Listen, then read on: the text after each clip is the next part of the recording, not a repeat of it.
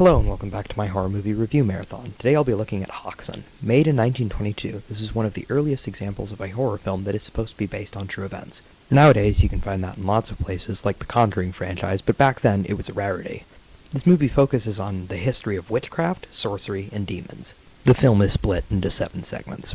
The film begins in a strange way, explaining the beliefs of different cultures throughout history, which honestly doesn't seem scary.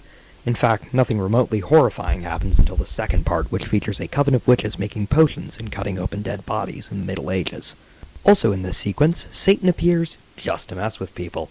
He even kidnaps some poor woman's soul just so that he can trick her into thinking that she's rich, only to get rid of all of her money. In the third sequence, we're shown a process of a witch trial. Apparently, part of the process is accusing and kidnapping a random woman because she looks evil.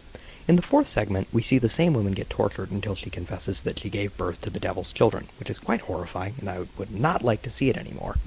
In the fifth segment, more women are kidnapped, having been accused by other witches that were kidnapped.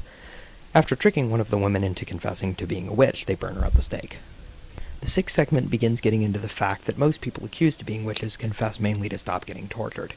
We also watch a bunch of nuns go insane. We are told that in the present day, that being 1922, that one or more of the traits found commonplace would have been more than enough to have someone burned at the stake. The director then begins accusing some of his actors of being crazy through the title cards. It is at this point that the film begins to lose me.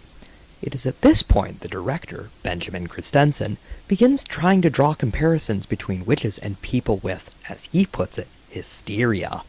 The movie begins closing out with some kind of progressive takes, but it's still a bit strange that he called his actors crazy.